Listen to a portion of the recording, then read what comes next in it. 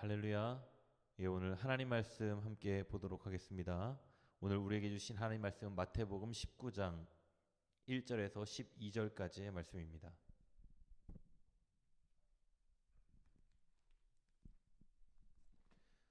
마태복음 19장 1절에서 12절까지의 말씀입니다.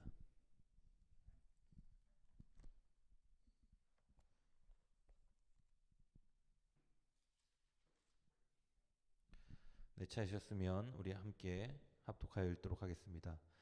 예수께서 이 말씀을 마치시고 갈릴리를 떠나 요단강 건너 유대 지경에 이르시니 큰 무리가 따르거늘 예수께서 거기서 그들의 병을 고치시더라. 바리새인들이 예수께 나와 그를 시험하여 이르되 사람이 어떤 이유가 있으면 그 아내를 버리는 것이 옳으니까. 예수께서 대답하여 이르시되 사람을 지으신 이가 본래 그들을 남자와 여자로 지으시고 말씀하시기를 그러므로 사람이 그 부모를 떠나서 아내에게 합하여 그 둘이 한 몸이 될지니라 하신 것을 읽지 못하였느냐. 그런즉 이제 둘이 아니요 한 몸이니 그러므로 하나님이 짝지어 주신 것을 사람이 나누지 못할지니라 하시니. 여짜오되 그러면 어찌하여 모세는 이혼 증서를 주어서 버리라 명하였나이까. 예수께서 이르시되 모세가 너희 마음의 완악함 때문에 아내 버림을 허락하였거니와 본래는 그렇지 아니하니라. 내가 너희에게 말하노니 누구든지 음행한 이유 외에 아내를 버리고 다른데 장가 드는 자는 간음함이니라. 제자들이 이르되 만일 사람이 아내에게 이같이 할진대 장가들지 않는 것이 좋겠나이다. 예수께서 이르시되 사람마다 이 말을 받지 못하고 오직 타고난 자라야 할지니라.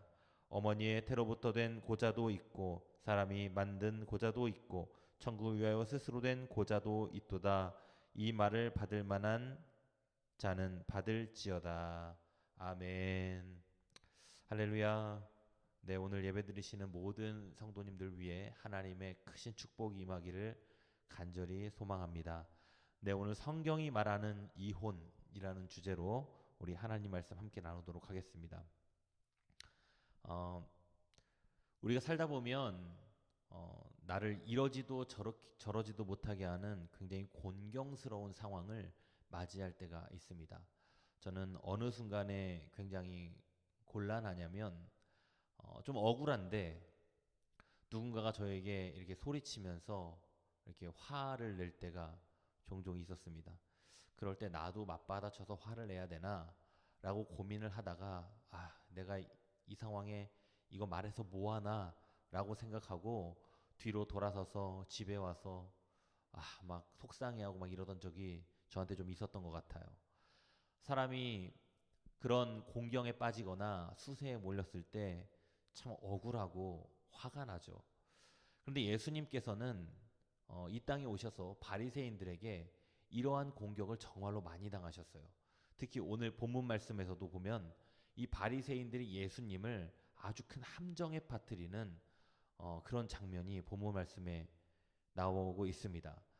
바로 예수님을 어떠한 것으로 공경에 빠뜨리냐면 이혼에 대한 문제, 아주 난해한 문제를 가지고 이 바리새인들이 예수님을 공경에 빠뜨리는 것입니다. 사실 이혼에 대한 문제는 바리새인들 사이에서도 정리가 잘 안 되는 어떤 그런 아주 난해한 문제였습니다. 바리새인들 사이에 두 학파가 있었는데 바로 이 힐렐 학파와 샴마 이 학파라는 이 두 학파가 있었어요. 이 두 학파 가운데서도 이 이혼에 대한 문제에 대해서 첨예하게 이 대립을 하고 있던 상황이었죠. 이 힐렐 학파는 이혼에 대해서 이 비교적 자유롭게 허용하고 있는 반면에 샴마이 학파는 가늠한 이유 외에는 이혼은 절대로 할 수 없다라고 주장을 하고 있는 학파였죠. 이러한 난해한 주제로 바리새인들은 예수님께 이 많은 사람들 앞에서 질문을 함으로 인해서 예수님을 공경에 빠뜨리고자 의도적으로 질문을 한 것입니다. 예수님은 이런 난해한 질문 앞에서 어떻게 지혜롭게 이 문제를 헤쳐나가셨을까요? 오늘 이것에 대한 이야기가 본문에 실려 있습니다. 먼저 예수님께서는 이제 갈릴리를 떠나서 이 요단 건너 유대 지경에 이르게 되었습니다. 그때 아주 큰 무리가 예수님을 따르게 되었는데 예수님은 그들 사이에서 또 병든 자를 고치시면서 이렇게 그들에게 선행을 베푸시고 계셨습니다. 그때 바리새인들이 다가와서 예수님에게 질문합니다. 남편이 아내를 버리는 것이 적법한 것이냐? 이런 질문을 하는 거예요. 그러니까 아까 이야기한 대로 이혼 문제에 대해서 예수님께 질문을 하는 겁니다. 누구도 쉽게 결론 내릴 수 없는 문제를 바리새인들이 질문함으로 인해서 예수님을 많은 사람들 앞에서 망신을 주기 위한 그런 처사였던 거죠. 우리가 여기서 주목해야 하는 것은 이 이혼 문제 그 자체보다 유대인들, 특히 이 바리새인들이 예수님을 대하는 태도입니다. 그들은 예수님께서 말씀하시는 것, 행하시는 것을 직접 보고 들은 사람들이죠. 예수님이 메시아임을 인정하기보다 거부하고 음해했던 사람들입니다. 이렇게 된 데는 여러 가지 이유가 있겠지만 가장 큰 이유 중 하나는 그들의 신앙적 고정관념 때문입니다. 여러분, 바리새인들이 중요하게 여긴 것이 무엇입니까? 바리새인들은 하나님의 말씀도 중요했지만 하나님 말씀보다 때로는 더 중요하게 생각했던 것이 있습니다. 그것이 바로 전통이에요. 그들 조상들 대대로 내려오는 전통을 굉장히 중요하게 여겼어요. 이것은 하나님의 말씀보다 사람의 지식 또는 사람의 지혜 그리고 조상들의 지혜에 더 비중을 두는 아주 어리석음을 범한 행동이라고 볼 수 있는 것입니다. 그들은 자기 조상들이 전수해준 전통에 절대적인 권위를 두었기 때문에 하나님으로부터 보냄을 받은 예수 그리스도를 보고도 받아들이지 못하고 배척하게 되었던 것이었습니다. 우리는 신앙적인 편견에 빠지지 않도록 조심해야 합니다. 그러기 위해서는 모든 기준을 어디에 두어야 하냐면 하나님 말씀에 두어야 하는 것이죠. 성경의 가르침보다 사람의 생각이나 신앙적 편견에 빠져서는 안 되는 것입니다. 여러분, 감리교인들을 메소디스트라고 부르기도 하고 웨슬리안이라고 부르기도 합니다. 여러분, 웨슬리가 감리교의 창시자입니다. 그런데 웨슬리가 아무리 감리교의 창시자라 할지라도 웨슬리의 가르침보다 더 앞서야 하는 것이 있습니다. 그것이 무엇이냐면 바로 성경에서 하고 있는 말씀입니다. 보통 사람들 중에 자기 자신의 생각이 최고다라고 생각하는 교만에 빠져 있는 사람들이 있습니다. 이 사람들이 보통 오만과 독선에 빠질 확률이 높죠.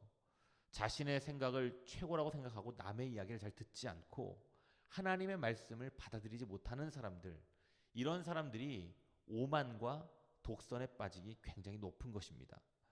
바로 이런 사람들이 바리새인들이라고 보시면 됩니다. 이런 바리새인들이 이혼 문제로 예수님을 시험했어요. 그래서 오늘 바리새인들의 질문에 대한 주님의 아주 명확한 답변이 오늘 4절부터 6절까지 말씀에 나와 있는데 우리 함께 읽어보도록 하겠습니다. 예수께서 대답하여 이르시되 사람을 지으신 이가 본래 그들을 남자와 여자로 지으시고 말씀하시기를 그러므로 사람이 그 부모를 떠나서 아내에게 합하여 그 둘이 한 몸이 될지니라 하신 것을 읽지 못하였느냐. 그런즉 이제 둘이 아니요 한 몸이니 그러므로 하나님이 짝지어 주신 것을 사람이 나누지 못할지니라 하시니. 아멘. 여러분, 예수님께서 바리새인들의 질문에 답하시기 위해서 지금 어디에 말씀을 끌어오셔서 예화로 드시냐면 창세기 2장 24절의 말씀을 인용하고 있습니다. 이 말은 바리새인들이 질문한 삶 속에서의 질문들을 예수님께서는 성경에서 답을 찾으셨다는 거예요. 사람이 삶의 문제에 부딪힐 때 보통 어떻게 문제를 해결하려 합니까? 이 문제를 어떻게 해야 하지? 고민이 시작될 겁니다. 그리고 이제 막 머리를 짜내서 내가 가지고 있는 지혜를 막 짜내기 시작할 겁니다. 그러다가 안 되면 이제 문제 해결을 위해서 똑똑한 사람들을 찾아가고 힘 있는 사람들을 찾아가고 돈 많은 사람들을 찾아다니면서 부탁하고 조언을 구하게 됩니다. 그런데 이런 방법이 무조건 안 된다는 것은 아니지만 이것보다 앞서야 하는 것이 있다는 거예요. 그것이 무엇이냐면 오늘 예수님께서 방법을 찾으신 그 방법이에요. 성경에서 답을 찾아라. 말씀에서 답을 찾으라는 거예요. 예수님이 그것을 삶으로 보여주신 겁니다. 모든 인생의 문제를 성경에서, 말씀에서 답을 얻으라는 거죠. 여러분, 유대 석학이라고 부르는 이 바리새인들도요, 명쾌하게 설명하지 못한 이 이혼에 대한 문제를 주님께서 아주 간단하게 가르치실 수 있었던 이유는 바로 성경 말씀을 제대로 알고 있었기 때문입니다. 성경은 사람의 생각을 적은 책이 아니라 사람을 지으신 하나님께서 사람들로 하여금 바른 인생을 살아가도록 위해 기록해 주신 책이 바로 성경이죠. 이혼 문제에 있어서 예수님은 확고한 입장을 취하십니다. 두 사람이 만나서 결혼하고 부부가 된 것은 하나님께서 짝지어 주신 것으로 결론을 내리시고 그것을 사람이 나눌 수 없다고 단호하게 오늘 말씀하고 계세요. 그리고 서로를 귀하게 여기고 하나님이 짝지어진 부부관계를 소중하게 생각해야 한다. 서로 간에 성격이 맞지 않는다고, 감정이 상한다고, 이제 싸우는데 지쳤다고 하나님이 맺어주신 인연을 사람이 쉽게 깨어서는 안 된다. 그런데 오늘 7절 말씀을 보면 바리새인들이 예수님을 다시 공격하기 위해 반론을 제기합니다. 이혼의 정당성을 주장하는 성경적 근거를 대면서 이제 따져오기 시작하는데 바로 이 모세의 법에 대해서 말하고 있는 거예요. 신명기 24장 1절 말씀을 바리새인들이 제시하면서 말씀하고 있습니다. 그를 기뻐하지 아니하거든 이혼 증서를 써서 그 손에 주고 그를 자기 집에서 내보내라. 여러분, 이 말씀이 무슨 말씀이냐면 신명기 24장 1절 말씀에 이 모세의 언약이죠. 이 말씀에 아내가 기뻐하지 않거든 아내에게 이혼 증서를 써주고 그거를 아내의 손에 쥐어줘서 내쫓으라는 거예요. 여러분, 모세의 이 법을 이 내면상으로, 이 외면상으로 보게 되면 이거는 이혼의 정당성을 이야기하고 있는 것처럼 보입니다. 이혼 증서 써줘서 내보내라. 그냥 이혼은 쉽게 해도 된다. 그렇게 이혼 증서 써주면. 그러나 우리는 이 말씀을 제대로 이해해야 돼요. 문제는 이 바리새인들은 모세가 말하고 있는 이 말씀의 법에 대해서 진위를 전혀 파악하고 있지 못한 거예요. 그냥 문자적으로만 받아들이고 있다는 거예요. 이혼의 정당성을 입증하는 증거로 이 말씀을 들고 나왔습니다. 그런데 하나님께서 모세를 통해 주신 신명기 24장 1절의 말씀은 사실 이혼을 독려하기 위해서 쓰여진 말씀이 아니라는 거예요. 오히려 이혼을 억제시키고 상대적으로 약자인 여성을 보호하고자 이 법이 탄생했습니다. 여러분, 고대 사회에서는요, 여성의 인권이 지금처럼 이렇게 좋은 시대가 아니었습니다. 여성들은 밖에 나가서 일을 할 수도 없었고 그냥 남편에게 버려지게 되거나 혹은 이혼을 당하게 되면 여성들이 먹고 살 수 있는 길은 굉장히 막막했어요. 그래서 성경에서 보면은 고아와 과부들을 위해서 이 나온 법들이 굉장히 많습니다. 그 이유가 무엇이냐면 어린아이, 고아나 과부들은 굉장히 세상 속에서 연약한 사람들로 보았기 때문에 그렇습니다. 역시 마찬가지로 이 혼자 된 여인들, 여성이 이혼을 당했을 때 오는 그 비참함과 그 억울함과 그 삶을 더 이상 이어나갈 수 없는 그 상황들을 배려해서 신명기 24장 1절의 말씀이 탄생했다는 것을 여러분 반드시 기억해야 합니다. 남편이 이혼 증서를 주고 아내를 내보내라 하신 것은 여러분 무분별하게 아내를 내쫓아도 된다 이렇게 말씀하신 것이 아니라 이것은 아내에게서 수치스러운 일을 발견한 남편, 그러니까 예를 들어서 음행하거나 걸린 아내, 이런 아내에게는 이혼 증서를 쓰면서 아내를 내보내도 좋다라고만 한 거지만 그 아내를 내보내는 그 과정 속에서도 그냥 내보내는 것이 아니라 증서를 써주면서 다시 한번 생각하게 하고 또 이혼하는 자신의 행위를 증인들 앞에서 엄숙하게 선언함으로써 그 순간적인 분노에 의해서 아내를 내쫓는 그런 무분별한 일들이 이루어지지 않도록 여자를 보호하기 위해서 만들어진 법임을 우리가 알아야 하는 것입니다. 그럼에도 불구하고 이 바리새인들은 이 이혼의 정당성을 주장하면서 이 말씀을 근거로 내세우고 있는 거예요. 오늘 9절 말씀을 보면 예수님께서 이혼이 가능한 유일한 경우에 대해서 말씀하시는데 그것은 바로 음행입니다. 아내가 음행을 한 경우가 아니고서는 절대로 아내를 내보낼 수 없다. 그리고 이혼할 수 없다라고 율법적으로 말씀을 하십니다. 율법적으로도 이런 일을 행한 여자에 대해서는 충분히 이혼을 요구할 수 있다. 신명기 22장 22절 말씀에 남자가 유부녀와 통간함을 보거든 그 통간한 남자와 그 여자를 둘 다 죽여 이스라엘 중에 악을 제할지니라 라고 하는 말씀도 있었습니다. 그런데 여러분 이렇게 질문할 수 있습니다. 단지 음행만을 가지고 이혼할 수 있나요? 그렇다면 가정에서 이루어지고 있는 가정폭력 또는 심각한 모욕감을 주는 욕설 또 이런 고통을 주는 경우 이런 것들은 어떻게 해야 하나요? 여러분 기독교 신앙을 갖고 있지 않는 가정에서 신앙을 억압한다든지 하는 경우 뭐 이런 경우들이 있겠죠.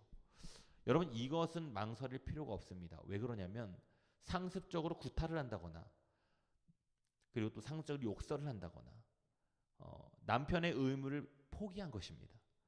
아내를 한 인격으로 더 이상 인정하지 않는 것이므로 이것은 성경적으로 봤을 때 이혼할 수 있는 상황으로 볼 수 있는 것입니다. 고린도전서 3장 16절 17절 말씀에 그 근거가 나오는데 상습적인 구타는 고문과도 같아서 마음과 영혼에 깊은 상처를 주고 하나님의 성전인 몸을 병들게 하는 것이다.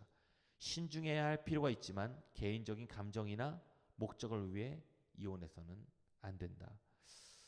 여러분 이런 말들을 주고받고 있을 때 제자들이 예수님께 나와서 이런 말씀을 물어보게 됩니다.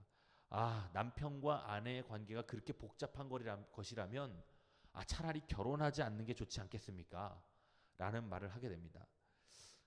이 말은 주님의 말씀대로라면 결혼은 결국 무거운 짐이 될 수밖에 없다고 제자들이 생각한 거예요. 그리고 이것을 예수님의 제자라고 하는 그들의 의식 역시 이 바리새인들과 별반 다름이 없다라고 볼 수 있는 것입니다. 이혼이 불가능한 상태에서 결혼을 한다는 것은 짐이다 라고 생각하는 사람의 신앙은 물론이고 그 사람들의 도덕성도 심각하게 의심해 볼 수 있는 것이죠. 그리고 여기서 이혼 문제를 다루면서 또 이제 동시에 독신의 문제가 또 다루어지고 있는 것입니다. 여러분 소크라테스는 이런 말을 했습니다. 결혼은 해도 후회하고 안 해도 후회한다. 이것은 그의 결혼 생활이 행복하지 못했기 때문에 나온 말일 거라 생각이 됩니다. 결혼은 아주 특별한 경우를 제외하고 모든 사람이 완성된 인격체를 이루고 행복을 추구하기 위해 꼭 필요한 것입니다. 결혼은 인격의 완성을 위해 필연적인 단계로 이해하면 됩니다. 여러분 이런 말이 있죠. 결혼을 해야 비로소 어른이 된다. 옛날 사람들은 결혼한 사람들만 좀 이렇게 어른으로 인정해주는 경향이 있었죠. 사람이 결혼하여서 가정을 이루는 것은 굉장히 중요한 것입니다. 그럼에도 불구하고 이 삐뚤어지고 어긋난 가정을 우리는 상당히 많이 엿볼 수가 있습니다. 가부장적인 가정 또는 여성의 인권이 바로 서지 못한 가정, 폭력과 욕설로 물들어 있어서 불행한 가정 이런 것들을 막기 위해서 여러분 성도들의 의식이 바뀌어져야 하는 것입니다. 우리는 그리스도 안에 있는 새로운 피조물들입니다. 이전 것은 지나갔으니 보라 새 것이 되었도다 라고 말한 것 같이 그동안에 잘못되었던 세속적인 가치관을 버리고 이제 새 삶을 시작한 그리스도인들입니다. 이러한 마음이 없이 이 세상은 개혁하기 힘든 세상이 됩니다. 여러분 한국교회가 큰 부흥을 이루었음에도 불구하고 한국 가정이 크게 변하지 않은 이유는 그리스도인들의 의식이 변하지 않았기 때문에 그런 것입니다. 하지만 이 모든 이것은 제한적인 사실이라는 것을 유념해야 합니다. 모두가 가정을 가져야 하는가? 오늘 독신에 대한 문제를 다루고 있는데 독신은 안 되는 것인가? 성경은 뭐라고 말하고 있냐면 오직 타고난 자 그들에 대해서는 인정하겠다는 것입니다. 남이 한다고 나도 할 수 있다라고 해서 독신을 소명으로 갖고 사는 게 아니라 내가 타고나게 그렇게 태어난 사람들. 여러분 예수님이 독신이셨다고 해서 우리도 독신으로 살아야 하나요? 바울이 독신이었다고 해서 나도 독신으로 살아야 하나요? 아닙니다. 오직 타고난 자들만 그렇게 사는 것입니다. 베드로는 사도였음에도 불구하고 아내와 자녀들이 있었습니다.